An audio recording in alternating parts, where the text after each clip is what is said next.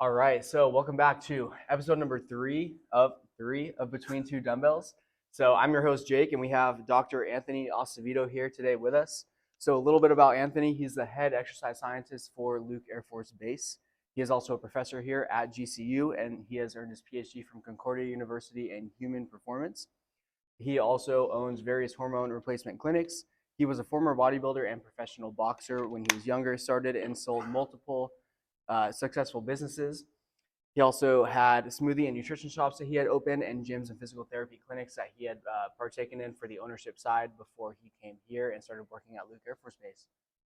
So Thanks, quite an man. introduction. A lot of things he's accomplished, so we're excited to really just get into today and just kind of pick his brain a little bit. So the first topic we want to talk about is really just growing up, how you really got into this career. So when you were growing up, what kind of drew you to the exercise science field in general? You can really take this wherever you want. Well, that's actually an easy start. So I want to appreciate the introduction. Thank you. Uh, Man, it started because I was the fat kid when I was little. Okay. I was legitimately the overweight, bullied kid, growing up, and especially I grew up in Brooklyn, and growing up in the 80s and 90s in Brooklyn wasn't an easy route to go down. So I quickly learned that I had to defend myself. But within that, I grasped this concept of maybe I should be fit type thing. And I got involved with boxing, and, I was around other people that were extremely fit, and just kind of adapted that attitude and lifestyle. And, just like anything else, you carry a lot of things from childhood. And I just never wanted to be that person anymore. So that kind of gave me my passion for mainly nutrition and just health and wellness. And then, long and behold, my first job at 15 years old was Gold's Gym. So in Gold's Gym in Pensacola, New Jersey was like, if you could think of like probably an annual tetanus shot type atmosphere, like the old school weights, the ginormous meatheads, that was like my first experience into like weightlifting and everything else. So I walked into that atmosphere and I was like, this is it. This is my life. So I just, just like anything else, is in high school, started lifting weights and just embracing that whole kind of lifestyle, and went in the military when I was 17 and kind of just kept that whole transition going. And, I had a small feat of bodybuilding, and I just didn't have the structure for it. I got these giant Louis Ferrigno hips, and I just wasn't willing to take it to the next level in that sense. But I just enjoy being fit. I enjoy the exercise. I learned a lot. I learned a lot of what not to do from that industry, especially transitioning and getting older and stuff like that. So it's just been a really cool ride, especially watching. And I say this all the time to you guys and everyone else. It's like watching the world change from what it used to be, especially when I can recollect from like the 80s to the 90s, and now what it is today in the fitness industry and how much it has grown. It's impressive. For sure, for sure. When you did go into the military when you were 17, was that Air Force as well? No, it's Coast Guard. Coast Guard, okay. Yeah. So when you did get your job at the Air Force Base, was that influenced by anything, or how did that come to be? No, it really wasn't. The military has just been in my roots in the sense of just the appreciation, my patriotism, my respect for this country, like that. As long as I'm serving some formality of organization, it didn't really matter what it was. It just so happened the Air Force was here. It really would have been any branch. I've done a lot of work with the Army because we have the ROTC cadets here, so it really doesn't make a difference to me. Strangely enough, the whole Coast Guard thing came about because where I went to high school was Central New Jersey, and there was a base that was very close to us called Fort Dix. Well, Fort Dix is this ginormous Air Force base that, strangely enough, landlocked, but they had a Coast Guard recruiting station there. So randomly enough, when I was in high school, they had a big sign, and it was just this guy jumping out of a helicopter, and that was like a big thing, rescue swimmers back then. And I was like, that's what I want to do. Okay. So I remember talking to the guy, and he's like, "Oh yeah, go ahead, sign up." Of course, I was 17, so I'm like, "Mom, sign me up. Like, let's go. This is what I want to do." And sure enough, a week after graduation, that's what I was doing. Okay. So I never met the goal as the rescue swimmer because 9/11 happened and a lot of things changed. But that was my inspiration for the military. Sweet. So when you were going through that boot camp process, just a little bit of a side question, were there a lot of people who would join Coast Guard not knowing how to swim? Yes, but surprisingly enough, like we are a water-based like branch of the military, which is not, we weren't armed forces. We're more like a job oriented type industry, but swimming is a big part of it because you're most likely on a ship at some capacity. So you at least had to get through boot camp knowing how to swim. And it wasn't a distance swim, it was a float swim. Okay. So it was a little bit different. So a lot of people, they eventually all passed because they figured it out, how to tread water and stuff like that. But surprisingly, a lot of people were like, would come from like these landlocked areas like Utah and stuff like that, and they're like never been in water before, which was kind of comical. But my sister would tell me all these stories about when she was in Navy boot camp up in Great Lakes, and there were so many people who just couldn't pass the swim test, and they had to go home because they couldn't do it. They would join the Navy and then expect that they would teach them how to do it there. That's unfortunate, sadly. Yeah. So a little more about the career aspect. So obviously you had a lot of different routes you went. How much did trial and error and learning from the failures to build upon that and success play? That's everything. That is legitimately everything. And one thing I wish I would have done earlier was be more humble in this idea of asking more questions and have the willingness to pay somebody. Like that's one thing I mess up, just in the lines of like developing a business. So a lot of my experience came from, you know, either working for somebody else at a short period of time and then opening my own, whether it was a gym or a smoothie shop, but I would just aimlessly do it. And I would just kind of figure it out as I go. But if I had to equate like how much money I probably lost in like the trial and error, it would have been significantly cheaper for me just to pay somebody 10 grand to teach me all the nuances of that business, as opposed to losing hundreds of $1,000s of making simple mistakes. Like I remember one vivid mistake when it was at a point where I had 3 facilities and I was organizing them all at the same time. And the mistake I made is I put them all on the same platform, which was a POS system, all on the same platform, which you should never do, not knowingly. I'm like, oh, this is easy. I could just, no, because then one mistake happened, which trickled through all 3 facilities, which evidently cost me a ton of money because then I had to switch POS systems. So long story short is I wish I would have asked more questions. Okay. But it all goes down to, being humble in the sense of, when we're younger, we think we know it all, which is that Kruger-Dunning effect where we don't know what we don't know. But then when we get older and then you have an older person tell you something, you're like, oh, well, maybe I should listen or maybe I shouldn't, whatever the situation is. But that's my biggest regret. So now, like when I speak to you guys from experience, I hope at some capacity there's like a level of listening, because it's like, look, I made that couple $100,000 mistake. I don't want you to do the same thing, which we've all been there. Like we've had parents that tell us things and we're like, you don't know what you're talking about. And then you get older, you're like, damn, they're right. Like that's what most people find out. Like as you get older, you're like, man, my parents were so right in so many things. But that's just a part of life. Like that's a part of growing up. And the grand scheme of things, we have to learn from our mistakes, because I think that is the only thing that enroots us with kind of like our own like well-being and who we are as a person, is those mistakes. Because otherwise, if everything was easy and we were succeeding on everything, I don't think we would be that strong of a human being. I don't think we'd have growth. No, I think that's a big part of it for sure. So staying along those lines with the whole topic of work ethic, did you meet a lot of connections in those industries where maybe they were successful because of their work ethic or unsuccessful because they didn't have it in them? Was that pretty prevalent? Man, if I had to put a percentage to it, I think work ethic is probably 99% of success.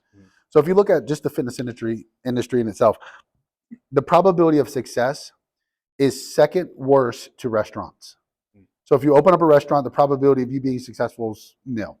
If you open up a gym, it's just a little bit better than nil. So it's like you would just have to be that capacity in that person. Either you have a huge financial backing, which will give you success to a certain point, because at any point, whoever's financially backing you is going to give up when you just keep leveraging money.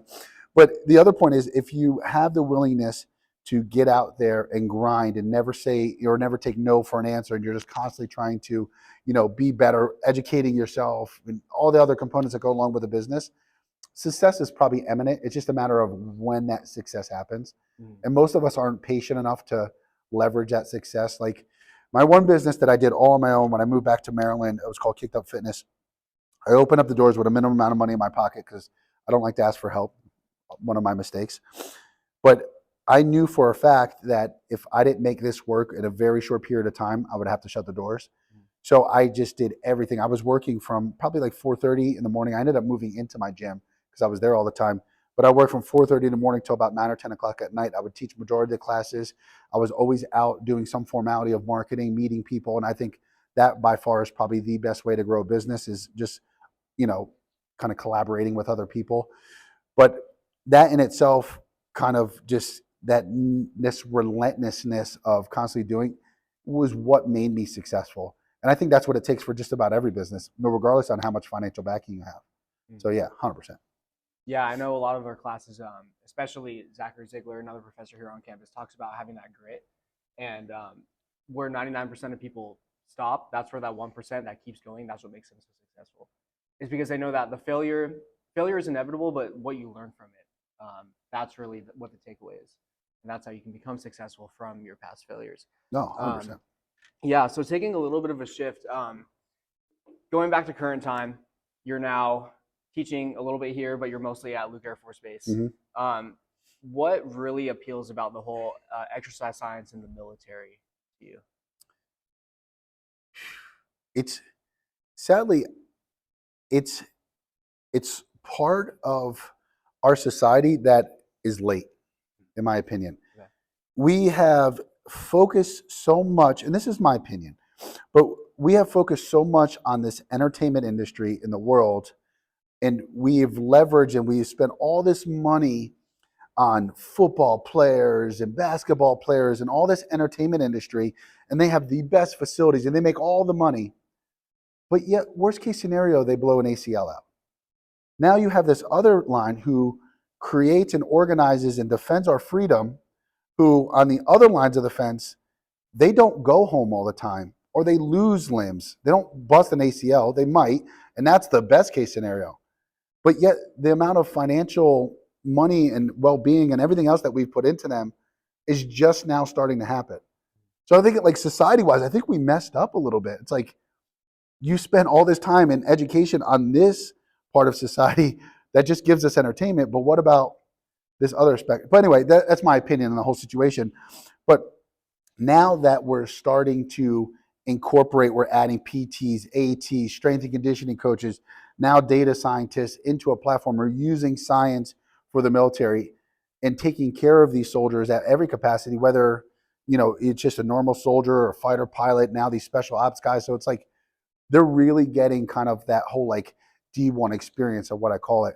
And it's leveraging them and it's making them, one, they're creating more self-efficacy for the soldier in itself. So they feel more confident, which is, if you want somebody flying an $80 million jet, you want them confident. Like you don't want them going in the jet like, I don't know about this today. Like, especially like if, God forbid, and it's probably going to happen, but if war breaks out, like we want to make sure that we're sending the best people that we could possibly send into that fight, because essentially our lives on the line too, because our freedoms are in count. So I think that's very important. And I just very appreciative at this point in time to be a part of that, because I think it's so cool. And it's a world that there's a lot of unknowns. It's very new, but it's also very nuanced because there's so much unknowns.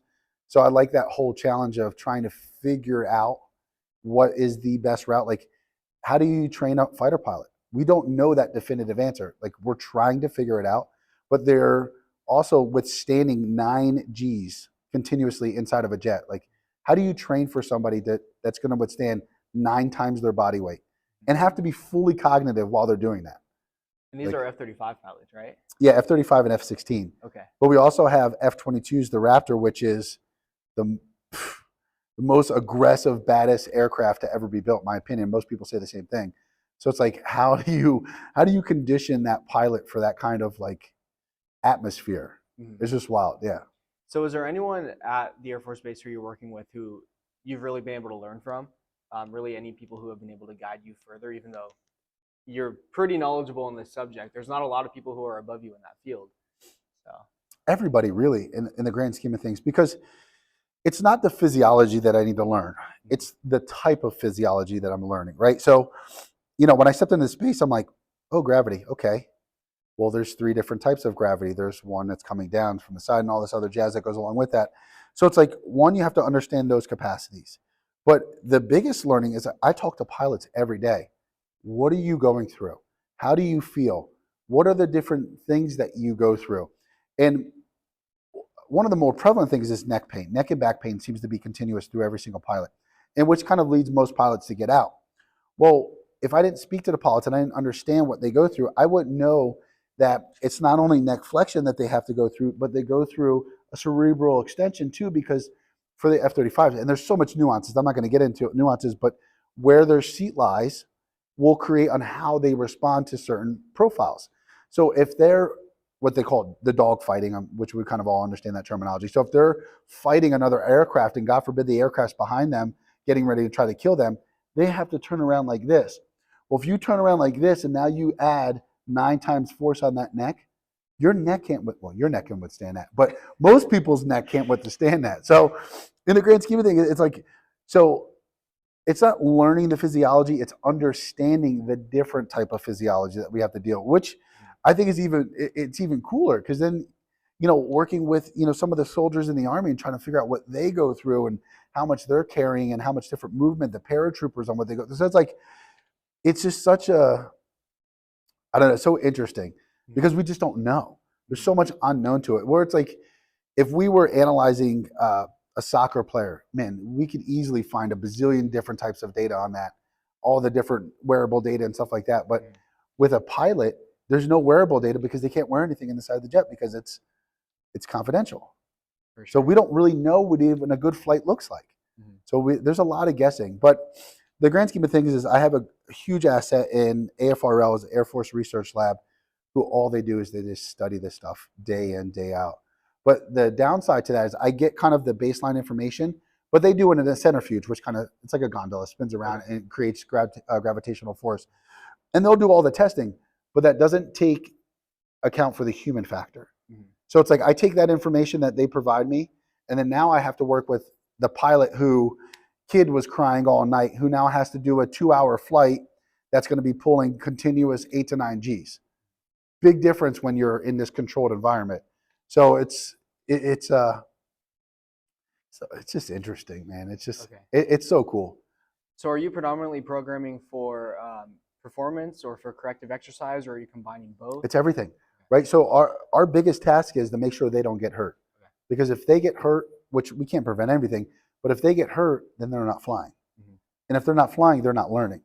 Because where I'm at, Luke Air Force Base, they go through one more training, and ideally they're either switching platforms, they were on something else and they're learning the F-35 because that's our Gen 5 aircraft, but either they're on that platform, but after that, they go to the flight line. So they're going to their job.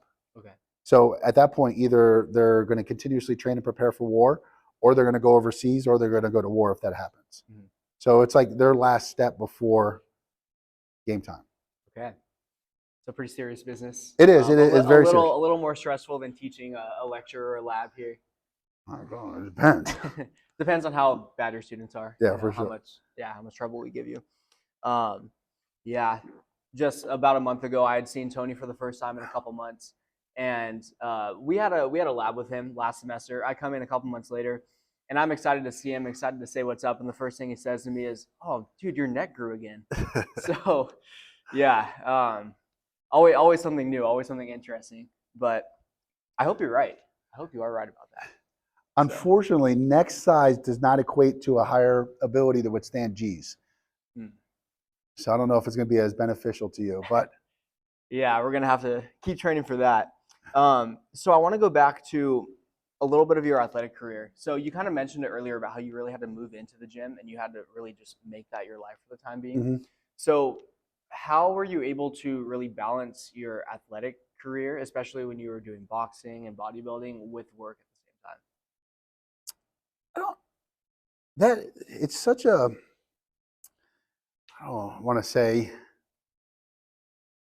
the word balance, I think, is just a very subjective, anecdotal. I could just probably throw another 10 acronyms on that word.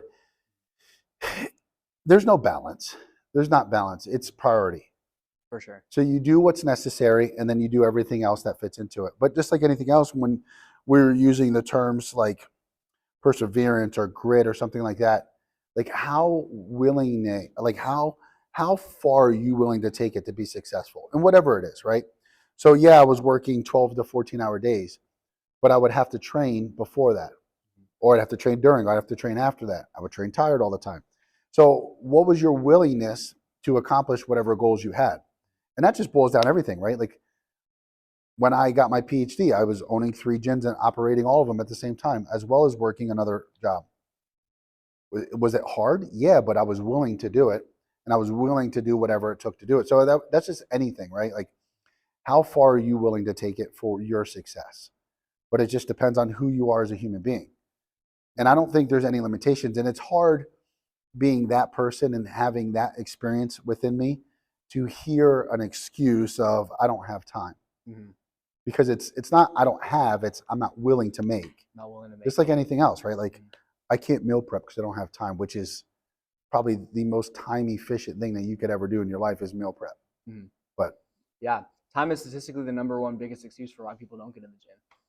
I've never understood it, but I guess you have to look at it from their point of view, and then they have to see it from your point of view and understand that it's not a good excuse. But you mentioned that it really comes down to, like you said, what people's goals are. What is your ultimate goal with what you're doing? Is there any specific place you'd like to see yourself in the next bit of time? my goal for my whole entire life has always been to be the smartest motherfucker alive. Yeah. That was it. That has been my goal Okay. since day one. You might have to edit that one out, but that has been my goal, and I think that has been a driving factor for me for everything I've ever done. I don't specifically have like this is where I want to be, like, which is funny because I get asked that question kind of quite often, which is random, but I don't have a projection for that. I'm more of kind of just see where life brings you kind of thing. For sure. Yeah. So I don't know. Well, I mean, wherever life takes me. I mean, me coming to academics was a goal. Like I knew that I wanted to go to academics, but it wasn't like I didn't have a time frame. It was just COVID hit. It burnt me out because Maryland was so many rules and regulations. I was like, man, I'm over it because it just annihilated just my businesses and everything else that was along with that. So I was like, I think now's a good time to shift and go to academics. And that's what pushed me to academics. It wasn't like a specific reasoning for it. So I was like, oh, okay, cool. And then I was like, I'll look for jobs in Florida and Arizona because those were the two places that were sunny and I wanted to live. And I was like, all right, cool. And then I got hired here. So I came here. That was it. So I'm kind of I don't know, just figure it out. I have a lot of faith in God, to be honest with you.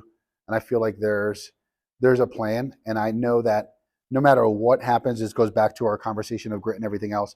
No matter what happens, I will outwork anything that needs to be done.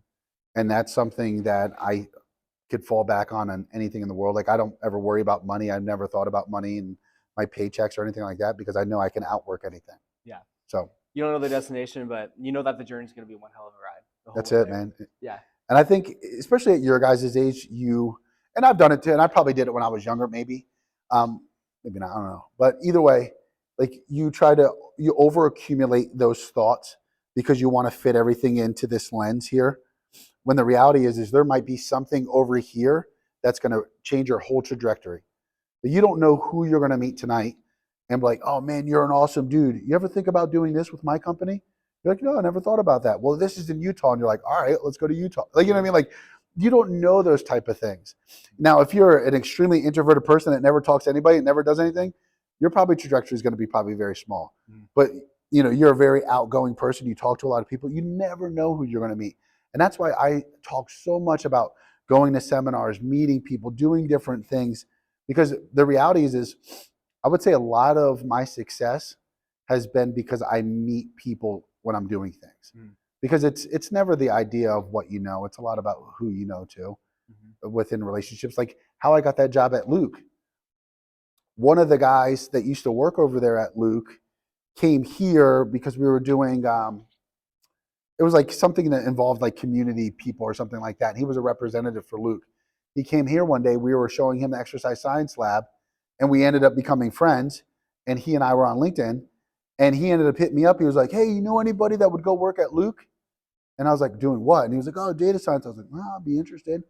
And then I shot him my resume and 6 months later I was working there. So it's like, like I had no plans on that. Like that wasn't a part of this was my career. So you know what I mean? Like you just never know. Of course. And I would hate to I try to tell people this, like you could have some formality of guidance, right? Like you could have some kind of trajectory, but if something else comes into that makes sense, roll the dice. Yeah, jump on it. Yeah. Did you always have that, I guess, the extroverted mentality and personality on this, or did that kind of shift as you got older? I think it shifted. Okay. I know when I was younger, I was very much introverted.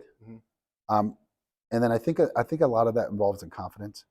I think boxing kind of really just kind of exacerbated that whole thing in me because I created a lot of self-efficacy through that. And then it kind of, once you start getting more confident, you tend to be a little bit more extroverted in that sense.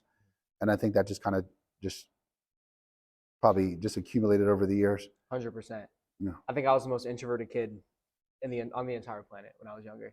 And it's really cool to see the shift though. I think, like you said, having the confidence, for me, it was getting into ball sports in high school, playing football. That really brought it out.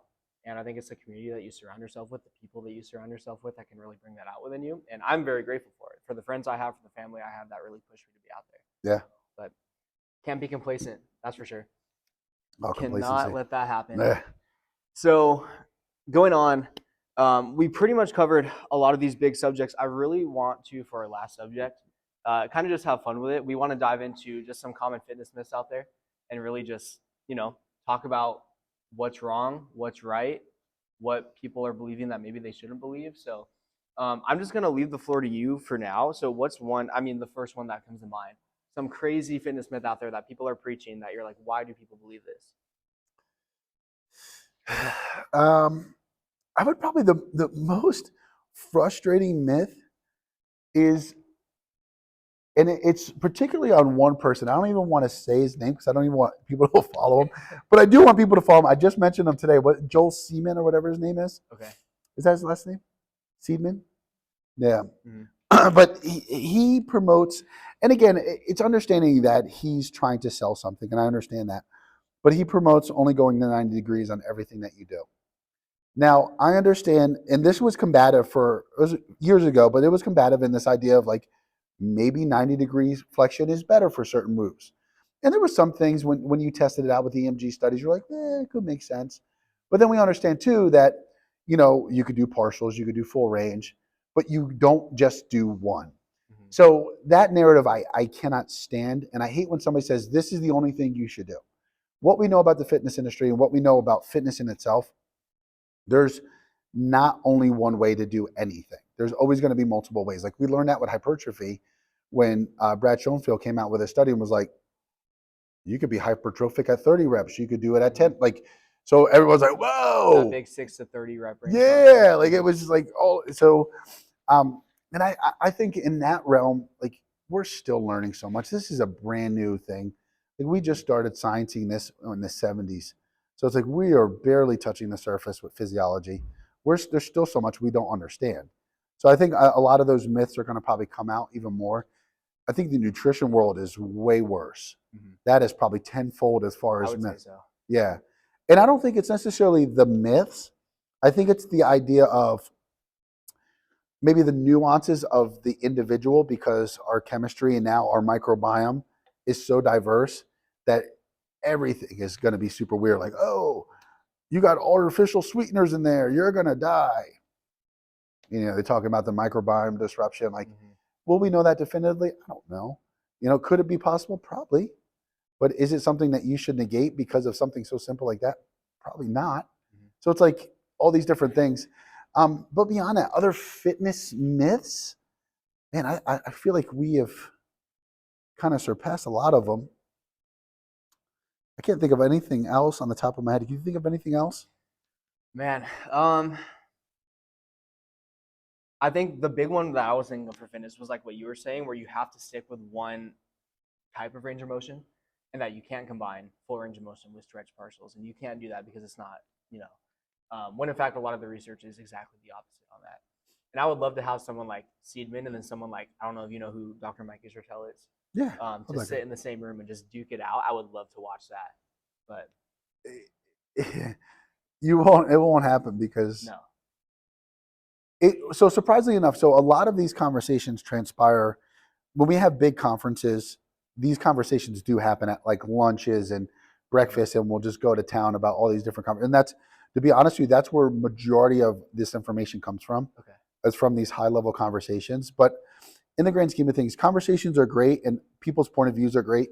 But unless the science is going to expose it, it's never going to be bought into. Okay.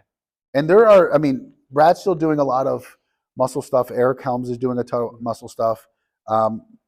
Mike just kind of rebuttals everything. He doesn't really do his own science. So between those two, Stuart Phillips out of Canada is doing a lot of muscle stuff. So I think between those three, we're going to get some really good definitive answers as far as some of the unknowns about muscle physiology. But beyond that, I don't think there really is significant lifting myths because there's so many different ways that we could do things at this point in time. And they're realizing that. And in the grand scheme of things too, like this is kind of my outlook to it. When you understand the simplicity of a muscle, debating on whether it's a fusiform or whatever type of muscle it is, you look at the shape, you look at the contractility, muscles contract and relax, that's it. You look at where it's crossing the joint. If you keep it that simple, it doesn't have to be any more complicated than that. And when I was teaching kinesiology, a lot of students were like, well, what if I externally rotate my humerus? Am I going to get more activation? And look, if you look at an EMG study, there might be like minute millivolt increases in your long head of your bicep, maybe. But is that changing your outcome? No. No. Like whether I'm doing a preacher curl or some sort of deficit, is it changing your outcome? No, add the variance to your training because if you always train like this, you'd be bored. So just train. And one thing that we know, and this is kind of this nips everything in the butt, the number one outcome for all of that jazz is how hard are you training? If you train like a pansy and you don't actually push your body, you're not going to adapt, nothing changes. If you push your body now, the question is how many of those sets should be to failure-ish. That's kind of still debated, but it's always going to be perspective to the human being. If you're highly trained and you're used to going to that realm and you have this high capacity for endurance, you're going to need to go to failure more. If you're not and you're kind of only used to doing strength training and you now go into a higher volume, you probably won't need to do as much. So it's always going to be relevant to the human being. And that's why just in the grand scheme of things, like in this space and why I stress so much when I teach, something like human performance class, like you really have to understand one, bioenergetics, the physiology of the body, and biomechanics. You have to put all three of those components in because once you do that, you can figure anything out. Yeah. For sure. Going back to the EMG, correct me if I'm wrong, but aren't there studies out there showing that EMG isn't even directly correlated with hypertrophy, right? Because if that were the case, wouldn't we all just be doing concentration curls the whole time and our biceps would be getting giant, but that's just not the case? So, yes, but here's the thing. We don't have anything better. Okay. So a better route is doing muscle biopsies. A better route is an internal EMG. But here in the United States, it's not unethical, but it's hard to get IRBs for that type of study. That's why majority of the studies are coming out of the Swedish, do majority of those because they're able to get away with that. But in the grand scheme of things, it's accessible. It's what we have. It's better than nothing. It's at least showing activity. Okay. Which kind of gives us an idea. But in the grand scheme, proof is usually within the pudding. Like when you do actually RCT training trials and you're putting people through different things and different modalities of training, and then you look at the outcomes, that is going to give you a better idea.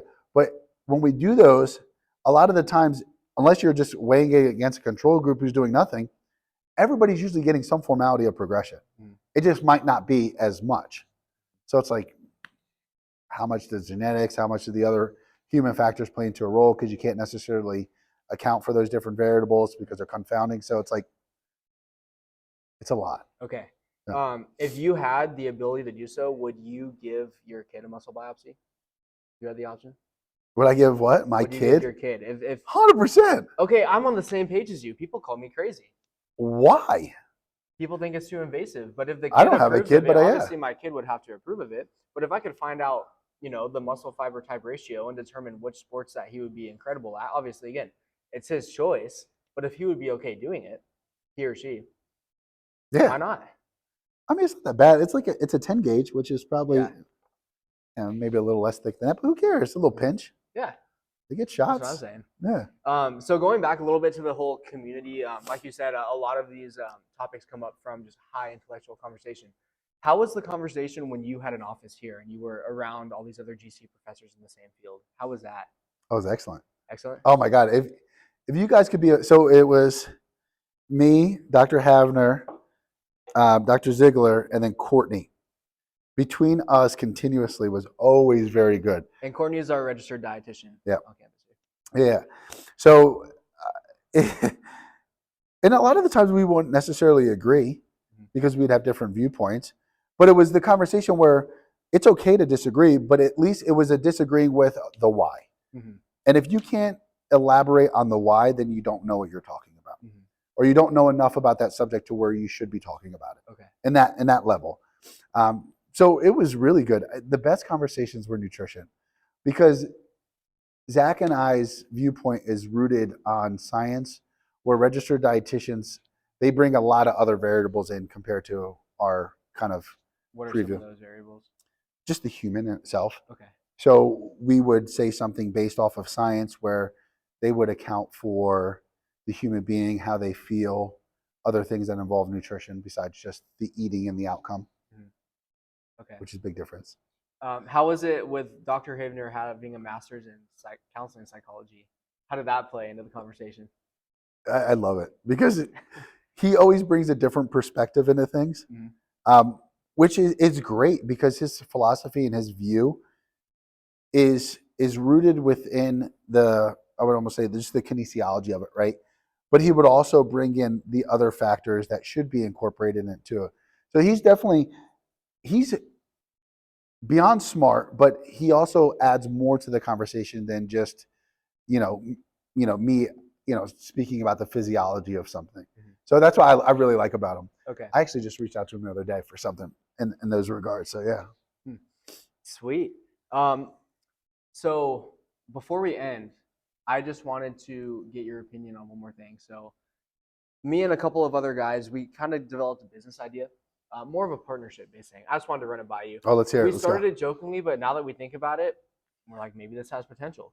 So I was talking to Ben behind the camera about this, and our friend, shout out Steven Musso, he actually had the idea. But are you familiar with Pedialyte, the electrolyte drink? Okay. So a lot of us love Pedialyte.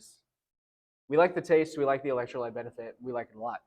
So one time we were all talking about it, and Steven said, yeah, sometimes I'll combine it with a pre-workout, and I don't necessarily think that we should be using a full pre-workout, but my idea was, what if we add a little bit of beta-alanine, caffeine, L-citrulline into Pedialyte, and we make Pedialyte?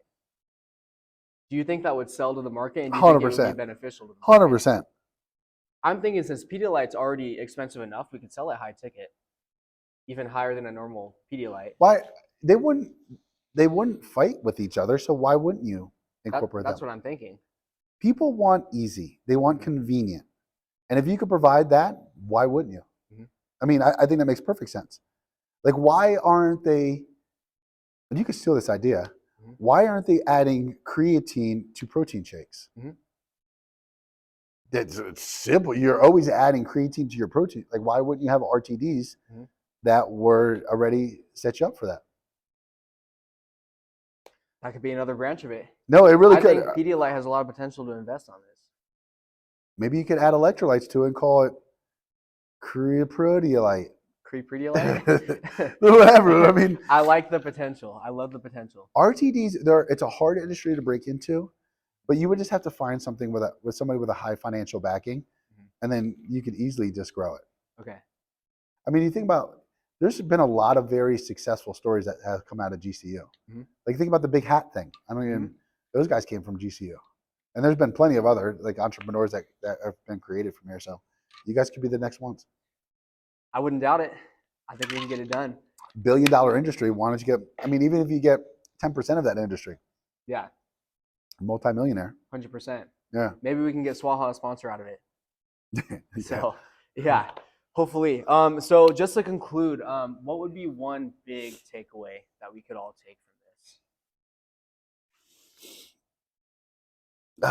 One big takeaway. I feel like we've spoken a lot about life stuff with me. So I would say one takeaway would be never limit yourself based off of your ability.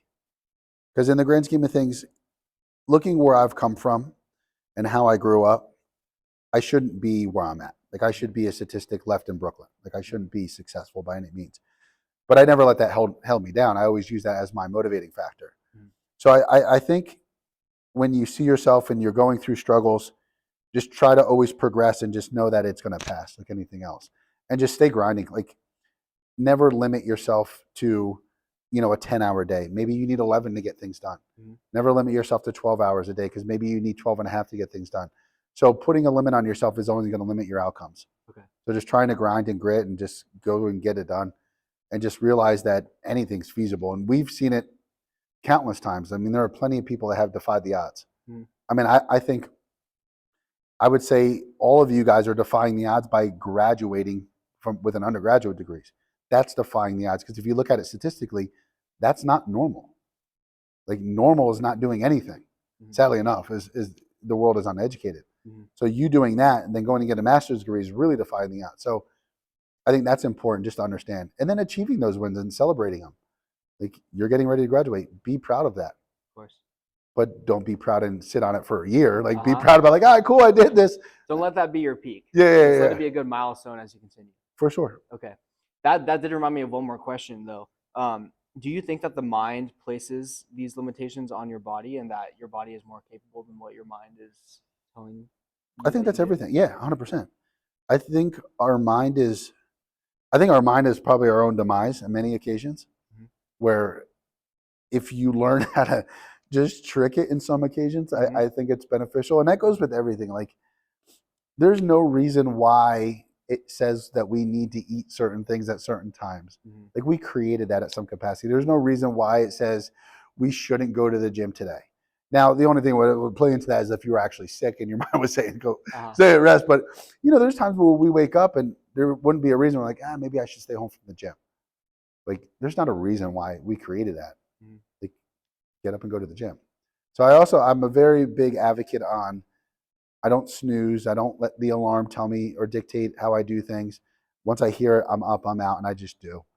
Because if you think about it, it's very easy to convince yourself of not to do something. Mhm. So procrastination, I think, is the devil, Mhm. without a doubt. I think it's something created by the devil, and it is the worst attribute anybody can have because it does no good for anybody. Mhm. Do. Sweet. I'm hoping that on a future episode, we actually were just able to get some research done on the anterior cingulate cortex in the brain and how it actually directly, there's an inverse relationship between procrastination and achievement motivation. And the ACC is right in the center of that and is positively correlated with achievement motivation, negatively with procrastination. So there's a way to hypertrophy that part of the brain, which has been shown through high intensity aerobic exercise. It may be able to do that. So hopefully another time we'll be able to really get into that. But that's all we had planned for today. Yeah. So thank you so much for taking the time to come out. We appreciate it. We always have a great time with this. Yeah, So. I'm glad you guys are doing this. This is cool. I think the next episode, you need me, Havner, and Ziegler. Get the panel together. Yeah. Let's do it. And then we could just get after it and see what happens. Absolutely. Yeah. Awesome. Well, thank you so much. Cool. Sweet. Yeah, we're good. We can wrap it up.